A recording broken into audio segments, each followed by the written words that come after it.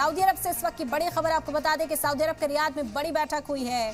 रूस यूक्रेन जंग को लेकर बैठकों का दौर लगातार जारी है। अमेरिकी वजीर खारजा और रूसी वजीर खारजा की बैठक हुई।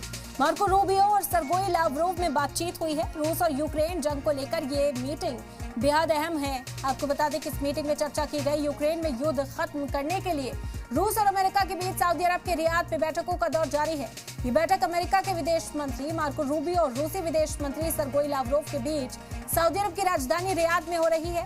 इस वार्ता में यूक्रेन की तरफ से कोई प्रतिनिधि शामिल नहीं हुआ। माना जा रहा है कि रूस यूक्रेन युद्ध में शांति वार्ता के लिए अमेरिका की कोशिश अरब जाकर अब खत्म हो सकती है। जर्मनी का कहना है कि सऊदी अरब में होने वाली वार्ता के दौरान संयुक्त राज्य अमेरिका और रूस को यूक्रेन में स्थायी शांति स्थापित करने का लक्ष्य रखना चाहिए।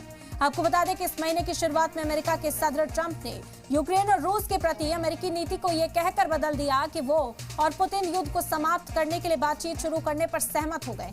यूक्रेनी अधिकारियों ने बैठक में भाग नहीं लिया और यूक्रेनी सदर व्लादिमीर ज़ेलेंस्की ने पीर को कह दिया था कि अगर कीव भाग नहीं लेता है तो उनका देश परिणाम को स्वीकार नहीं करेगा। तो इस वक्त की अहम जानकारी आप तक पहुंचा रहे हैं। सऊदी अरब से इस वक्त की बड़ी खबर मिल रही है। सऊदी अरब के रियाद में ये बड़ी बैठक हुई। रूस यूक्रेन युद्ध को लेकर बैठकों का दौर लगातार जारी है और इस बीच अमेरिकी वजीर खारजा और रूसी वजीर खारजा की बैठक हुई है।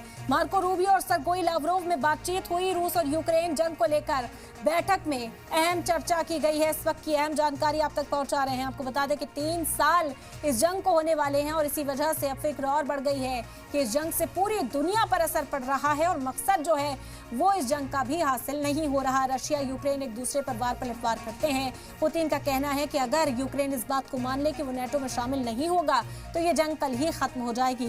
लेकिन यूक्रेन भी अपनी जिद पर है, ज़ेलेंस्की अपनी जिद पर अड़े हुए हैं। हालांकि हाल फिलहाल में ज़ेलेंस्की ने नेटो के तई मायूसी का इजहार जरूर किया है, लेकिन बावजूद इसके हल निकल नहीं रहा और इसी सिमत में इस मीटिंग को बेहद अहम माना गया।